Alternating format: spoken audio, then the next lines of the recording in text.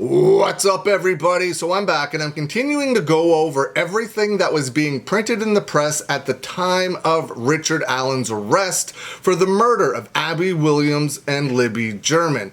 Just like I did with Making a Murderer, I'm going back and reading everything as it was happening, sort of like a live timeline of events, but a live timeline of events that something in this case happened in 2022. That's when Richard Allen was arrested. Now, I did one video on this already, and between the comments and the DMs and the messages and everything that I got, it seems like everybody is split 50-50 whether they think Richard Allen is guilty or innocent. There are some damning pieces of evidence out there against Richard Allen. First, he put himself at the scene, he confessed while in prison, and there's the bullet. That seems to be the biggest one. I haven't really seen anybody be able to explain how the bullet from his gun, now the girls weren't shot, but he allegedly, I guess, used the gun to intimidate the girls, and there was a bullet that was matched to his gun found at the scene. Now that's a pretty big piece of evidence against Richard Allen. But there are a lot of people out there that think he's innocent. There are a lot of people out there that think he is guilty. So I'm going back and I'm reading everything that was being printed at the time. This is from November 4th, 2022, from the Kokomo Tribune. Delphi suspect to be transferred for safekeeping. Officials cite public's bloodlust for info as reason for move. Officials say the Delphi man facing two charges of murder in connection to the death of teenagers Abby Williams and Libby German will reportedly be moved to an unidentified facility for what is being called safekeeping. According to a court order filed Thursday by the Carroll County Circuit Court, 50-year-old Richard Allen's transfer is reportedly due in part to inmate in danger of serious bodily injury or death and the substantial threat to the safety of others. The original request for transfer was filed Wednesday by a Carroll County sheriff, and in its court order granting the request, court officials cited the toxic and harmful insistence on public information regarding Allen and the case in general as one of the main factors in the transfer. The order noted that Allen reportedly showed up to his initial hearing last week in protective gear, per court records, not to protect the defendant from the court, but to protect him from the public. The public's bloodlust for information before it exists is extremely dangerous, the court order read in part. The Carroll County Sheriff has limited resources to conduct its base operations, let alone any duties mandated by our Supreme Court. All defendants in all actions are presumed innocent. All public information will be available the second it exists. When the public peddles misinformation with reckless abandon, we are all not safe. These inquiries are inherently disruptive to the operations of the court as they are wholly outside of the operations of the court. It is not clear when Allen will be transferred from his current location or where his new location will be at this time. The Indiana Supreme Court announced Tuesday afternoon Carroll County Judge Benjamin D.I. Ner has recused himself, from the case, and the court is in the process of appointing Allen County Judge. And it goes to the next page here. 1 second. Carroll County Judge. Wait, what was that person's name? Half of it's on one page, half of it's on the other. Fran. You think they would have put the person's name all on one page? Gull, as special judge in the case. Up next in the case is a hearing scheduled for 9 a.m. November 22nd inside Miami Circuit Court, not Miami, Florida, which will determine whether the currently sealed probable cause affidavit and charging information filed against Richard Allen will be made officially accessible to the public.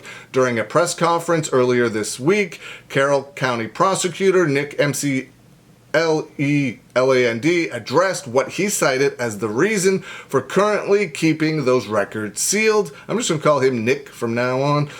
This investigation is still very ongoing, he stated. Per the court order, we cannot talk about evidence in the probable cause or share information. The next one is from November 5th, 2022, and it's from the Logansport Pharos Tribune. It's an editorial. Delphi community shaken after the arrest. Williams changed the murders of Carroll County teenagers Liberty German and Abby Williams changed two families' lives forever and rattled the Delphi community more than 5 years ago. Online sleuths and social media groups dedicated to the case spent hundreds of hours analyzing the limited amount of evidence released to the public, including 2 sketches of a suspect, a video, and 2 audio recordings. 2 happy, fun-loving girls were taken from this world, and there were no answers as to why and who could do this and why. Police believe they answered one of those questions when they announced the arrest of Richard Allen, 50, on Halloween Day. Right amongst us, hiding in plain sight, said Libby's grandfather, Mike Patty. That's why we never stopped searching anywhere, because we didn't know where he was. The main question left to answer is why. What drove this man to allegedly commit these crimes? Hopefully for the community and especially the families, those answers come out in the trial, which is expected to begin in March. This is from the same paper. Judge recuses himself from the Delphi double murder case. A northern Indiana judge has recused himself from the case of 2 slain teenage girls. An Indiana Supreme Court spokeswoman said on Thursday the Indiana Supreme Court is in the process of appointing Allen County Superior Court Judge Fran Gull as special judge in the case after Carroll Circuit Court Judge Benjamin Die-Ner recused himself, a spokeswoman said. A judge does not have to explain a reason for recusal. The judge's recusal came on the same day he approved a request from a Carroll County sheriff to transfer Richard Allen, the suspect in the 2017 killings, to the Indiana Department of Corrections for safety reasons. In the order to transfer Allen, the judge wrote, "This finding is not predicated on any acts or alleged acts of the defendant since the arrest, rather a toxic and harmful insistence on public information about the defendant and this case." The judge said the court found Allen to be in imminent danger of serious. The judge's recusal came on the same day he approved a request from a Carroll County sheriff to transfer Richard Allen, the suspect in the 2017 killings, to the Indiana Department of Corrections for safety reasons.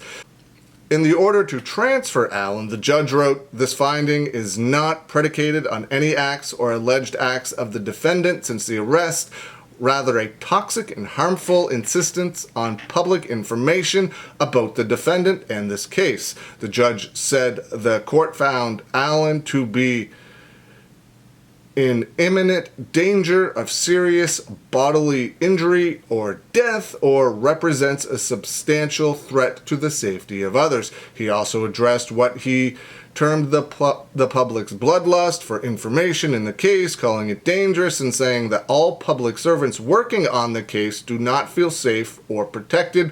The order went on to state the public's desire to learn about the case and access court records was inherently disruptive. Allen is being held on a $20 million bond, according to court records. The deaths were ruled a double homicide, but police have never disclosed how they died or described what evidence they gathered. A relative had dropped them off at a hiking trail near Monon High Bridge, just outside their hometown of Delphi, about 60 miles, 97 kilometers northwest of Indianapolis. Their bodies were found the next day, February 14th, 2017, in a rugged, heavily wooded area near the trail. The judge entered a not guilty plea for Allen at his initial hearing on Friday. And we're going to do one more article. This is from November 11th, 2022. Suspect in Delphi murders asks for public defender. The man accused of killing 2 teenage girls has requested a public defender in a letter to the court filed Wednesday because both he and his wife can no longer work. I, Richard Allen, hereby throw myself at the mercy of the court. I am begging to be provided with legal assistance in a public defender or whatever help is available, he wrote in the letter to the Carroll Circuit Court.